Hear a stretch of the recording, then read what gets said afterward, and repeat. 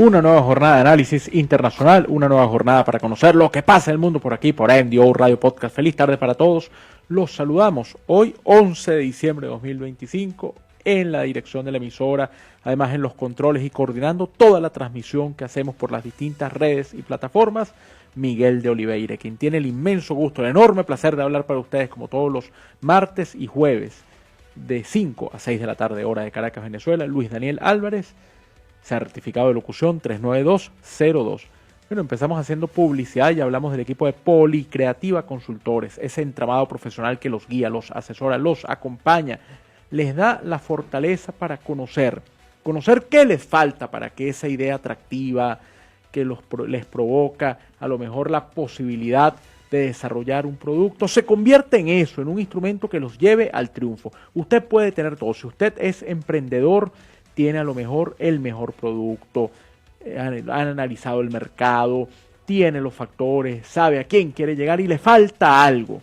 Y ese algo se lo determina Policreativa Consultores. No solo formamos con nuestros cursos, con nuestros ejercicios, con nuestras formaciones, sino tenemos servicios de consultoría que nos van a llevar a que ustedes y nosotros podamos determinar ese agente diferenciador que los posicionará y los convertirá en factores de éxito. Policreativa Consultores, visite nuestra página web, siga nuestras redes sociales. De hecho, estamos transmitiendo en nuestra red social de TikTok y hay una nueva cuenta TikTok también que pueden seguir, que es @policreativaemprende. Policreativa Consultores los forma, los acompaña, los asesora y los guía para entender cuál es ese elemento que les falta para ser exitosos. Policreativa Consultores.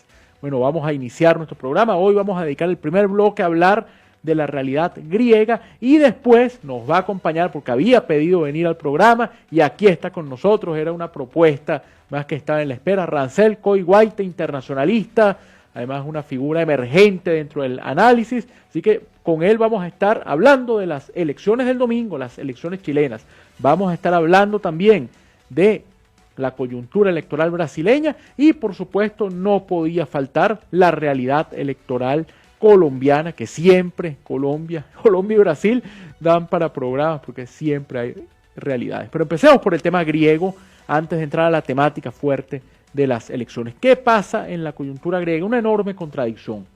Vive Grecia un proceso de declive bastante marcado, acentuado, con protestas donde los agricultores han salido y empiezan a sumarse sindicatos, factores académicos, a decir que hay que buscar la manera de fortalecer, nos dice la señora Yolanda, cordial saludo desde Bogotá, nos oye también la profesora Yani Lobo, saludos a Sofía, que había pedido que la saludáramos por acá, saludos a Sofía y a sus compañeros de clase, que hoy tienen su despedida navideña. Entonces, conversábamos y hablábamos de la realidad de ese entramado, de una coyuntura que hace recordar, presagiar, provocar aquella angustia que vivió Grecia en su momento. Una Grecia que no hizo la tarea adecuada, pero por intentar ingresar a la Unión Europea alteró algunos balances y eso pasó factura y terminó Grecia siendo tutelada, esa troika que se le impuso, que incluso afectó a la seguridad social en temas relacionados a la atención, al seguro social, todo eso, nos dice la profesora Yani Lobo, saludos del paraíso Caracas. Entonces, bueno eso, que cuando nos escriban, nos indiquen desde dónde nos están escuchando y de dónde nos están viendo. Eso es bueno también, efectos de determinar los temas que podamos seguir abordando. Entonces, el tema griego, les decía, es una enorme contradicción. ¿Por qué? Porque pasó ahora Grecia a comandar el insumo, el consejo, un organismo económico europeo, y uno empieza a decir, bueno, ¿hasta dónde hay entonces esa Grecia de contradicciones, de problemas? Grecia terminó llegando a la Unión Europea por una ventana y eso empieza entonces a pasar factura en este momento porque contradice absolutamente el deber ser.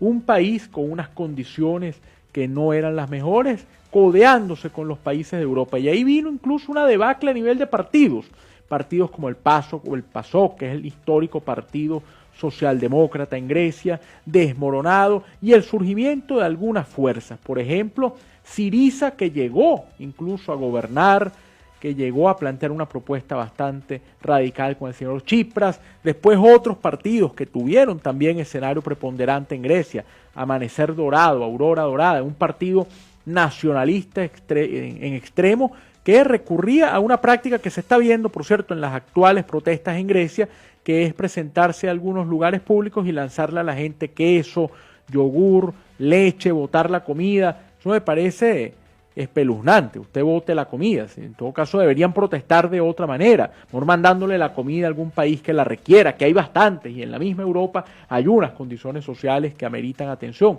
Pero bueno, se está dando ese escenario y uno empieza a dudar de la estabilidad que pueda haber y cierra los ojos y recuerda ese episodio de una Grecia convulsionada, con inquietudes, con una enorme incertidumbre que no terminó de entender, sino terminó de estar allí. Una Grecia a la que miraron con desprecio, a la que miraron con desdén, a la que de la que despotricaron inclusive en su momento porque había llegado. Y Grecia termina condicionada, aunque ahora pueda ubicarse en sitiales importantes y en puestos relevantes dentro de la dinámica regional, porque la vieron mal, entre otras razones, porque quedó totalmente amarrada. Todo lo que ocurre allí pasa sobre la idea de que en cualquier momento puede haber otra debacle financiera que le pase factura.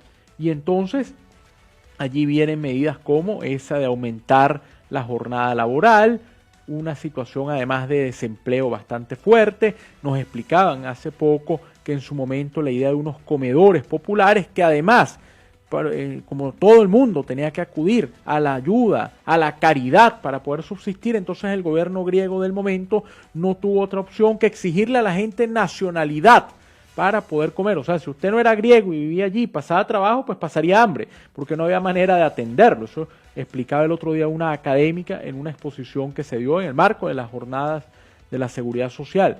Entonces, esa idea creció Europa, pero creció de una manera que sacrificó algunos estándares de calidad. En su momento, países como Finlandia llegaron a tener unas fuerzas nacionalistas también bastante marcadas que provocaron, incluso con discursos, que había que buscar execrar a los llamados países del tercer mundo. Y los países del tercer mundo, para los verdaderos fineses, que era esta organización política, eran Italia, España, Portugal, Grecia estaba por debajo. Si esos son países del tercer mundo, uno no quiere pensar qué ocurre con los países latinoamericanos, dónde están ubicados algunos países africanos. Pero en todo caso, Europa tuvo esa disyuntiva. ¿Qué hacemos? ¿Crecemos sacrificando la calidad o nos mantenemos como estamos, cerrando mercados y cerrando escenarios? Entonces eso es la gran crítica que se termina generando, que se termina asomando y que efectivamente condiciona y es una sombra, una espada que está por allí rondando al escenario griego. Bueno, vamos a escuchar música, vamos a escuchar Sorba, el griego, y venimos con Rancel Coiguaita para hablar de los 3 temas electorales que ofrecimos. Nos venimos a América del Sur para hablar de las elecciones del domingo en Chile, conversar sobre la dinámica electoral brasileña, la sombra de Bolsonaro, y sobre Colombia con las encuestas que empiezan a aparecer. Sorba, el griego, y regresamos. Y está con nosotros, lo habíamos anunciado ya, ustedes lo escucharán, quienes nos siguen a través de la cuenta Instagram @NDO-Radio.net, la cuenta de NDO Radio Podcast, quienes están a través del canal YouTube de NDO Radio, que se suscriban y se afilien allí, activen las notificaciones, y a través de la cuenta TikTok de Policreativa Consultores lo están viendo. Rancel Coiguaita. Rancel es internacionalista, una de las voces emergentes del análisis, además de eso un joven que viene de tener representación estudiantil. Bienvenido al programa, bienvenido a Lo que pasa en el mundo por NDO Radio Podcast. Un gusto, profesor, acompañarlo hoy y bueno, analizando las distintas dinámicas internacionales. Hoy podemos vernos en el panorama electoral que va surgiendo en Chile este domingo, que se presentan las elecciones en la segunda vuelta presidencial entre José Antonio Kast y la candidata oficialista de Janet Jara. Los mismos podemos ver, profesor, que también está una circunstancia dada entre 2 abogados que vienen disputándose en una primera vuelta una reñida, un reñido plano electoral y de votantes, donde alrededor de 15 millones de chilenos están llamados a participar, donde un país muy pequeño, creo que uno entre los más pequeños de Sudamérica, está buscando una participación masiva obligatoria también. Uno observa en la realidad chilena que Chile pareciera seguir la suerte de aquellos países que han perdido los planos medios, perdieron los matices, los colores y todo queda circunscrito a los polos. Es más, los tres países que vamos a analizar con Rancel tienen esa característica. El caso brasileño, lo hablaremos en un rato, es Bolsonaro-Lula, Lula-Bolsonaro. El caso colombiano, que hablaremos en el último de los bloques antes de las conclusiones, es Petro-Antipetro, o Petro-Uribe, Uribe-Petro, o Uribe-anti-Uribe. O sea, no hay parámetros medios. Y aquí pareciera en Chile que ocurre lo mismo, y ocurrió cuando fuimos a la elección entre el hoy presidente Gabriel Boric y el hoy aspirante con la primera opción, aunque perdió la primera vuelta, quedó de segundo, pero pareciera que puede repuntar, que es José Antonio Kast. Entonces uno dice que en esta elección pasa exactamente lo mismo. Pareciera que la pugna no es de propuestas, no es lo que ofrece Jara o lo que ofrece Kast, sino evitar que llegue la comunista, como catalogan a Jara, y evitar que llegue el pinochetista, como califican a Kast. Sí, los extremos es la tendencia que se ha visualizado en Sudamérica, incluso en Chile podemos ver de que la candidata ciertamente del Partido Comunista, Janet Jara, ha buscado ampliar el tema de los apoyos de la izquierda, del Frente de la Izquierda, y el candidato de extrema derecha, José Antonio Kast, busca más que todo el apoyo conservador de su partido y de las tendencias a las cuales fueron terciarias prácticamente en los apoyos populares, como fue el de Belín Matei, el candidato Kaiser y los otros candidatos de derecha, que ya sumaron su apoyo a la candidatura de José Antonio Kast. Ahora, los votos, Rancel, no se endosan. Usted saca una votación y usted puede decir, yo comprometo mis votos para Luis Daniel. Pero bueno, Luis Daniel puede saber que usted a lo mejor va a votar por mí. Yo puedo saber que el voto suyo es para mí, pero no el de sus seguidores. Sin embargo, la masa que acompaña, la masa en el sentido del electorado, que apoyó tanto a Matei como al señor Kaiser, preferiría ideológicamente que ganara Kast. Pero uno podría decir también, Rancel, y amigos que nos escuchan, que pragmáticamente podría interesarles que ganara Jara, porque con Jara ellos podrían erigirse como oposición. En cambio aquí terminarán siendo cómplices en el término adecuado del gobierno de Kast. Sí, correcto. Las aspiraciones que ellos mantienen, aparte de formar parte del gobierno, pudiera ser que veamos una circunstancia de buscar privilegios allí, pero el problema de la oposición que se pudiera surgir allí es que no consolidarían la masa de derechas que hoy tienen, porque todos de ellos son de una misma circunscripción ideológica que es la derecha. Janet Jara vemos que puede tener el apoyo de el gobierno actual, sin embargo se muestra más Boric a algo institucional para que así haya una transición pacífica, armónica y los mismos puedan darse un desarrollo normal en Chile. A mí me gustaría, Rancel, tú eres una figura joven, un profesional de reciente graduación, que además ha hecho vida gremial, ha hecho vida estudiantil. ¿Cómo percibes a Gabriel Boric? Uno piensa que Boric es un personaje que, yo al menos lo planteo así, se va injustamente por la puerta de atrás, cuando es un hombre que viene de la lucha estudiantil, no es el extremista radical que llegaría cortando cabezas que muchos pensaron. Sin embargo, parece que no se va bien valorado, y una de las evidencias de eso es que no logra Janet Jara levantar mayor porcentaje en su candidatura. Es más, la primera vuelta Jara es la candidata del oficialismo que menos porcentaje de votos obtuvo. Sí, con el 26% de Jara frente al 23,5% de José Antonio Kast, es una circunstancia que hace ver de que Boric ha perdido apoyo a través del tiempo. Sus políticas no han sido acertadas ni tampoco ha sabido manejar el beneficio que pudo tener de una circunstancia donde la gente aspiraba algo más que lo cotidiano, lo tradicional en los gobiernos de derecha. Porque creo que hasta ahora hemos visto de que Boric ha mantenido una tendencia de izquierda completamente. Pero una izquierda democrática, no es Eduardo Artés que, por ejemplo, dice que a él le gusta el modelo de Corea del Norte.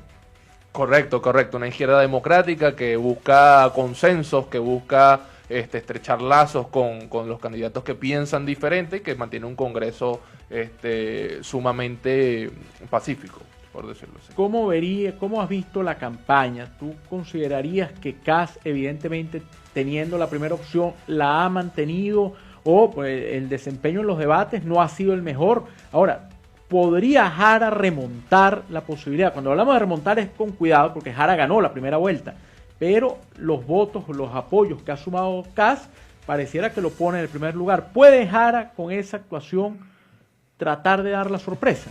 Concuerdo completamente con usted, profesor. Hasta ahora Jara le ha ganado la mayoría de los debates a José Antonio Kast, donde vemos que Kast lo que ha hecho es criticar a la izquierda, al gobierno actual, mientras que Jara se ha mostrado más favorecida por las propuestas y la búsqueda de que todos vean el futuro de Chile como lo primordial. Yo sí veo a Jara con posibilidades de alcanzar un poco más a Kast. La diferencia es un poco reñida porque fueron 3.400.000 a 3.100.000 que tuvo Kast y Jara, pero sin embargo las posibilidades siempre se dan en estos panoramas electorales.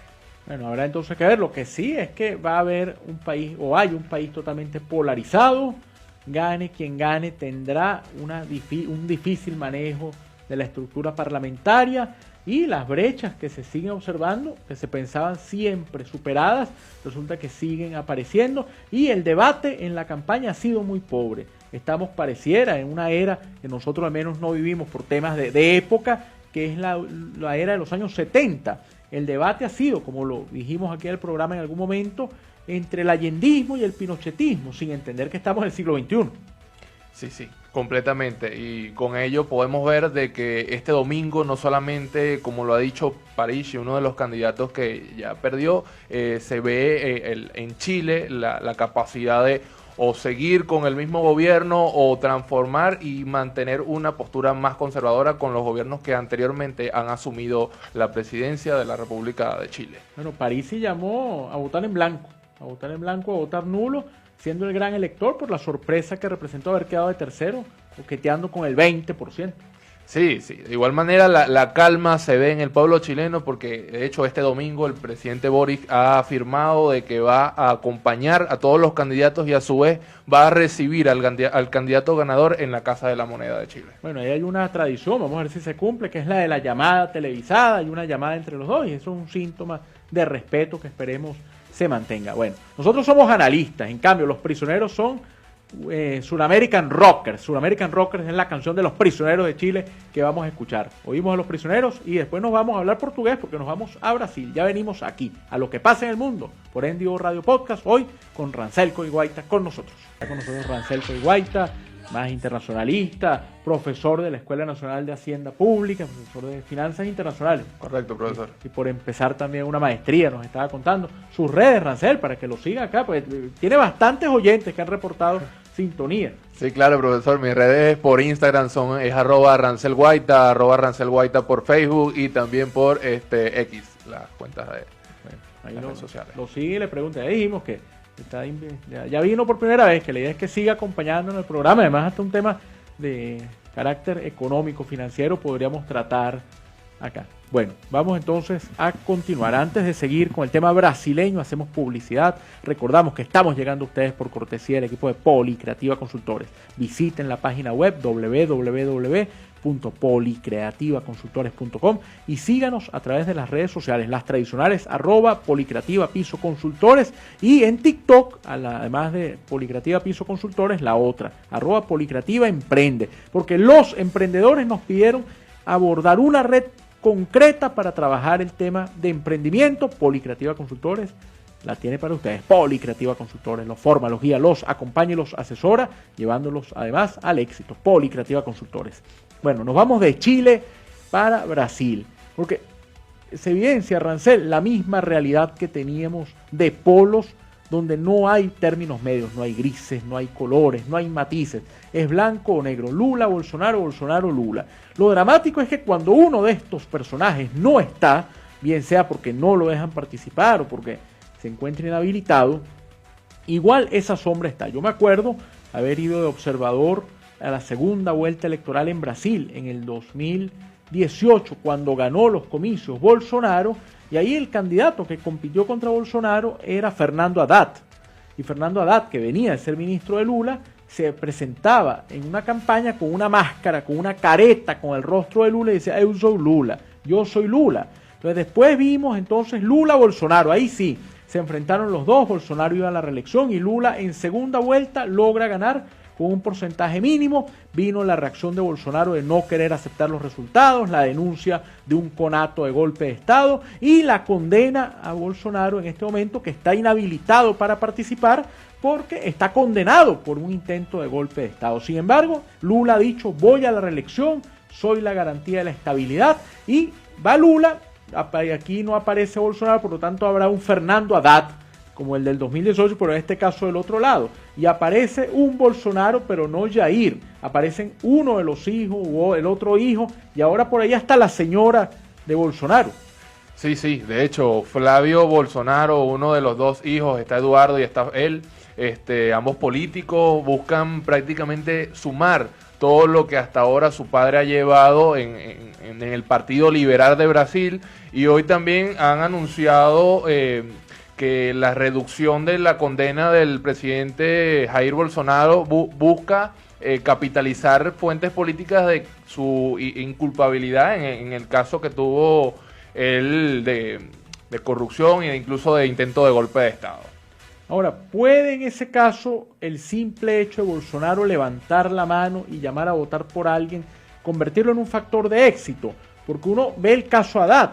Lula tenía la primera opción, no lo dejaron concurrir, lanzaron a Fernando Haddad, y Fernando Haddad, aunque se ponía la máscara y decía yo soy Lula, e iba y repetía, y ponían un video de Lula atrás hablando, no logró ganar. En este caso, ¿podrán los hijos arrastrar, o podrá cualquier candidato que diga yo soy el candidato de Bolsonaro ganarle a Lula las elecciones de 2026? La posibilidad es muy compleja. Vemos repetido este patrón que se ha también mostrado en otros países con mucha incertidumbre, puesto que Lula encabeza y es la cara del Partido de los Trabajadores, mientras que el hijo de Bolsonaro intenta representar lo que su padre desarrolló en su gobierno liberal, por decirlo así.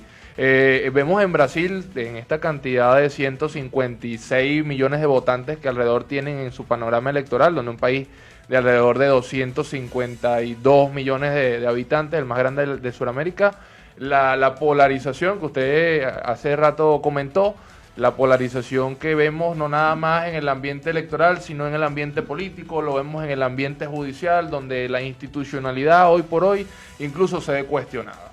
El Congreso hoy por hoy también intenta buscar estabilidad, pero vemos las riñas de los partidos, las riñas entre Bolsonaro y la sombra de Lula todavía, la sombra de Bolsonaro y la figura de Lula. Entonces esto todavía es muy incierto en Brasil.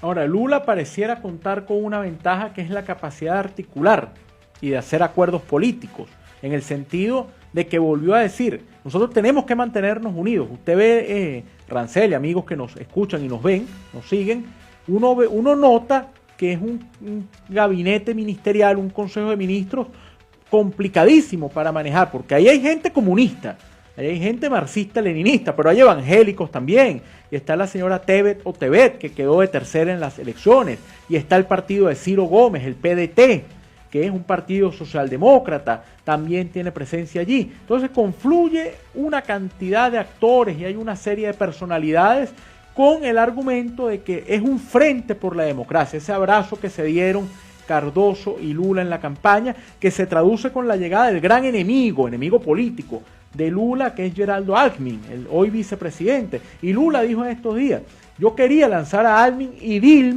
Dilmiña, como él le dice, me dijo, él no es nuestro, él no es bueno. Y Lula dice, yo le contesté, no es nuestro, pero es bueno y será nuestro. Y es un gran vicepresidente y yo quiero que continúe.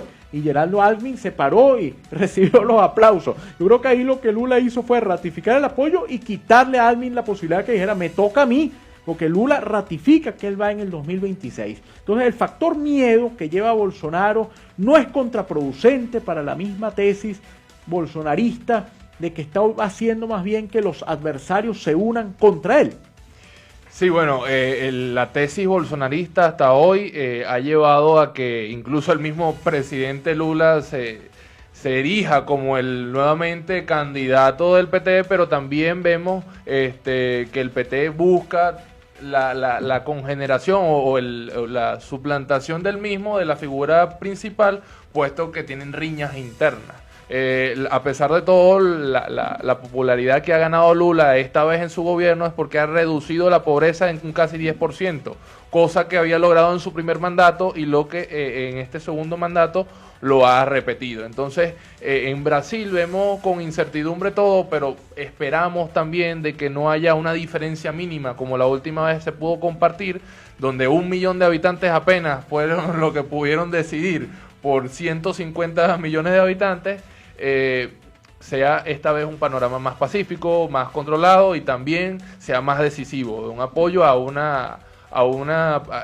partidario más que a otro. Bueno, importante ese dato, de la diferencia es 1 millón, pero claro, en un universo electoral como el brasileño, que es bastante complejo en lo numérico y en lo territorial. Esas pugnas, antes era el PT manejaba el norte, el PSDB manejaba el sur, los tucanos, hoy es Bolsonaro fuerte al sur, Lula y el sector que lo apoya fuerte al norte, donde incluso algunos otros partidos hacen también presencia, pero se vivirá la misma polarización y una ingobernabilidad bastante acentuada, que es la que se ha venido notando en esa poca relación entre los poderes.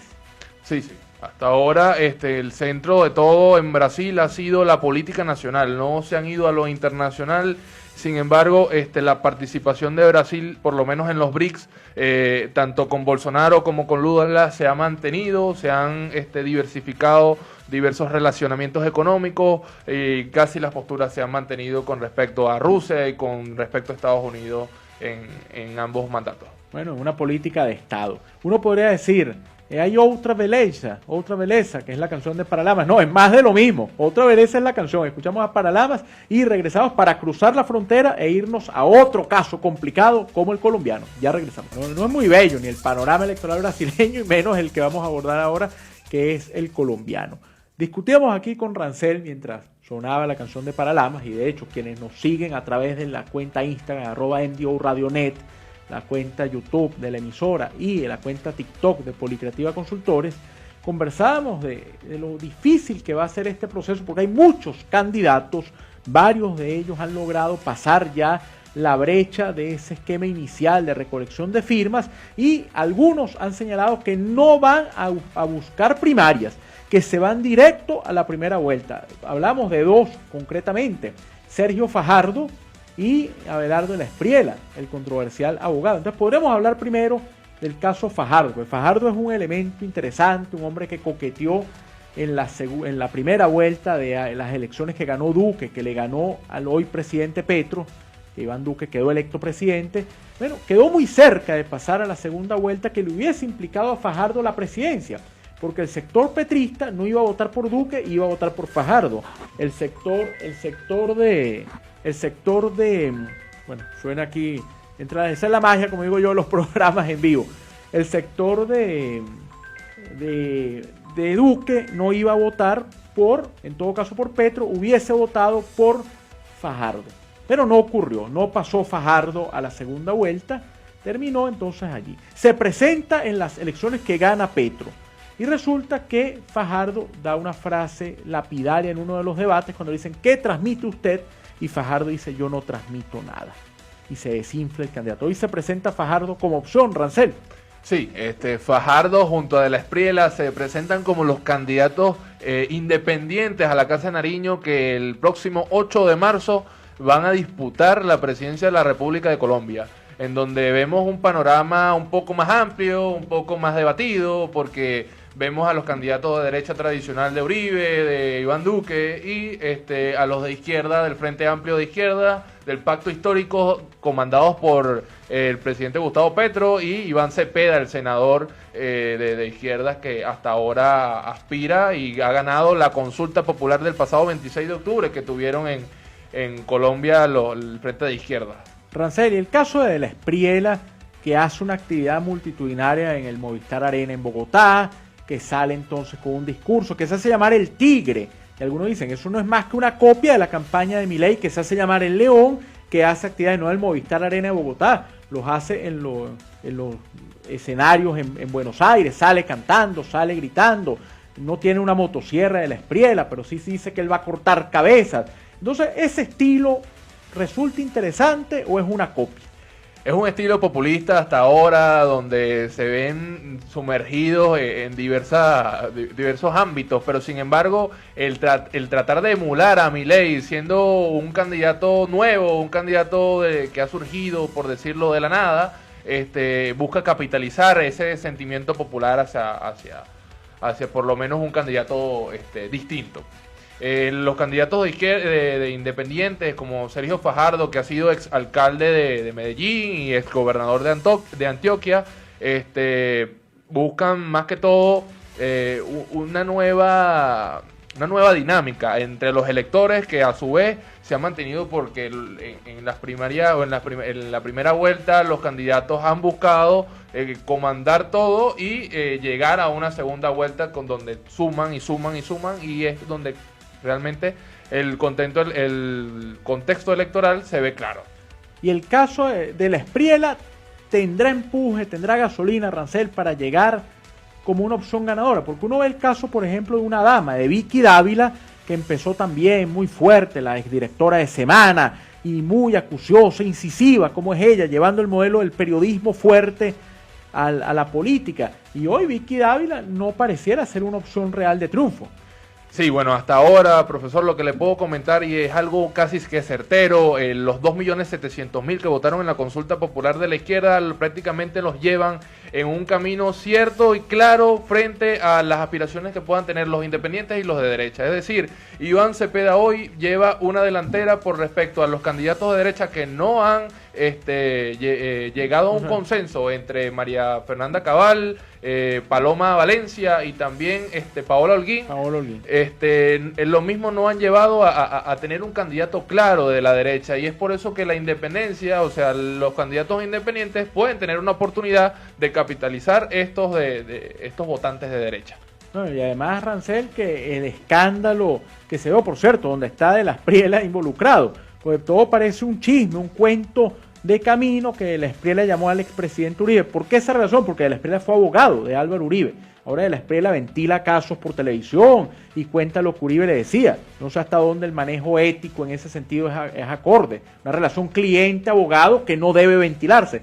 Pero de la Espriella aprovecha esa vinculación y dice que él llamó a Álvaro Uribe y le dijo: tenga cuidado con Miguel Uribe Londoño, con el padre del asesinado senador Miguel Uribe Turbay, porque él está queriendo pactar conmigo. Y Uribe, que es un político versado y un hombre que maneja las relaciones partidistas, tomó eso como una verdad y execró de la contienda a Miguel Uribe Londoño, que por ahí dice que él sigue siendo candidato presidencial y ganará la presidencia de Colombia.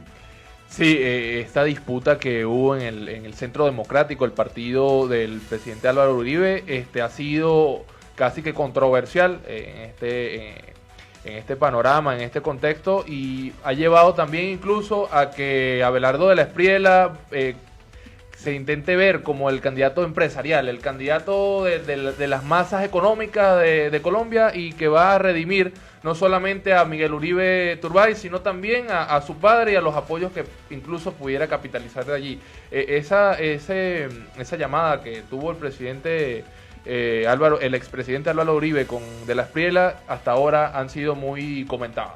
Y hay un problema también en los partidos tradicionales, que el Partido Liberal y el Partido Conservador, que hay críticas a lo interno, sobre todo en el liberalismo, a la actitud que tiene el expresidente Gaviria.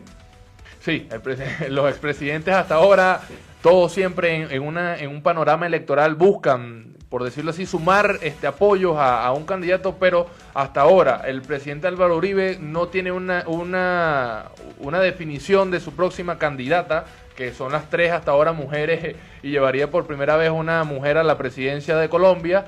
Pero los otros frentes, tanto el de izquierda como los independientes, incluso el expresidente Juan Manuel Santos, no han dado una claridad de sus apoyos ni tampoco su candidatura. Bueno, vamos a escuchar a Terciopelados y regresamos con las conclusiones, que hoy las vamos a dar entre los dos, las conclusiones de nuestro programa de la tarde de hoy. Ya venimos. Bueno, nosotros llegamos a las conclusiones. Las conclusiones las vamos a dar hoy con Rancel, que es nuestro invitado de la tarde de hoy, internacionalista, además profesor de la Escuela Nacional de Hacienda Pública, es próximo a ingresar, Dios mediante, a la maestría en Economía Internacional de la Universidad Central de Venezuela.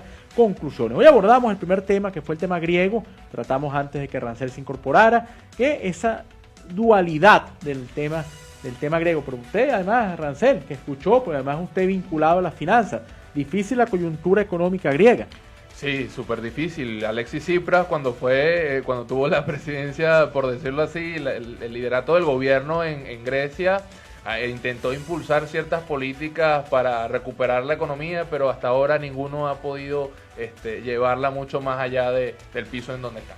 Y después tratamos con Rancel los tres temas electorales fuertes: las elecciones chilenas del próximo domingo, el panorama electoral brasileño y la compleja coyuntura electoral colombiana. Rancel, si tocase buscar un término, una idea, una frase que agrupe a las tres elecciones, ¿cuál podría ser? Polarización. Independientemente, hasta ahora vemos una claridad de búsqueda entre dos bandos. No vemos una salida de la nada o una llegada de algún candidato que no haya tenido un recorrido político. Más allá de las Prielas en Colombia, los demás han tratado de mantener el tradicionalismo de las carreras políticas de los candidatos. Que eso es una discusión también que habrá que dar en su momento, porque uno dice, no hay más nadie, o sea, en Brasil no hay más nadie, Lula, Bolsonaro, Bolsonaro, Lula, no hay factores en el medio. Uno dice, bueno, Ciro Gómez, pero Ciro Gómez también ha aspirado en distintas ocasiones, pero en Colombia la influencia de los expresidentes que sigue, entonces la gente esperando a ver qué dice Santos, Gaviria condicionando las candidaturas del Partido Liberal, Pastrana criticando la dirigencia del Partido Conservador, Uribe con ese problema de ver cuál de las tres damas finalmente será la que se quede con la candidatura, aunque les decía el otro día un comentario bastante fuerte el senador Iván Cepeda, dijo que el problema de ustedes es que uno suma y ni siquiera llegan al margen de error. Sí, las circunstancias en estos tres panoramas vemos de que más allá del tradicionalismo también incluso las pugnas siempre se van a mantener, las pugnas entre los candidatos, entre el gobierno y la oposición y entre los que intentan llevar a los pueblos a apoyar ciertas ideas en las gestiones de gobierno. No, aquí lo saluda su tío, y además colegas, tres colegas internacionalistas allí. Sí, un saludo a mi tío Humberto Guaita, además de colega de nosotros en el Colegio de Internacionalistas, también han manejado un trabajo por allí de admirar. Bueno, Rancel, repita sus redes para que lo sigan. Sí, claro, Rancel Guaita en Instagram, @Rancel Guaita en Facebook y en X. Bueno, nosotros hacemos publicidad, recordamos que hemos llegado a ustedes por cortesía del equipo de Policreativa Consultores, que los forma, los guía, los acompaña. Visite nuestra página web y síganos a través de las redes sociales. Recuerden que este programa queda también en el repositorio, en la cuenta Telegram y en la cuenta YouTube particular, @Luis Daniel Álvarez de Radio, e igual podrán conseguirlo en el canal YouTube de la emisora y en la cuenta Instagram de NDO Radio, y después en la cuenta Instagram mía, @LuisDaniel2501, y en la cuenta de Policreativa Consultores. Nosotros estamos a la espera de la confirmación de un viaje, pues no sabemos si el día martes, dada la coyuntura, tendremos programa. De no tenerlos, yo les estaría avisando. Si no, bueno, nos veríamos acá. Mensaje final, Rancel, para cerrar el programa. ¿Qué podemos esperar de Chile? Bueno, este domingo aspiramos de que Chile muestre una vez más la fuerza institucional que tiene este país frente a las demás democracias en el continente. Chile se ha permanecido y ha mostrado al mundo cómo la transición pacífica de distintos candidatos lo muestra como el más certero, el más coordinado y el más austero gobierno y Estado de Sudamérica. Bueno, muchas gracias a Rancel Guaita, internacionalista, profesor de la Escuela Nacional de Hacienda Pública, más investigadores, dirigente estudiantil, que nos acompañó, y está invitado, Rancel, a que sigamos analizando estos y otros temas.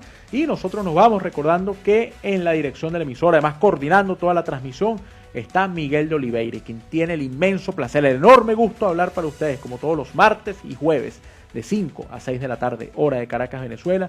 Luis Daniel Álvarez, certificado de locución 39202. Bueno, pendientes entonces de lo que pasa en el mundo por aquí, por NDO Radio Podcast. Feliz tarde para todos.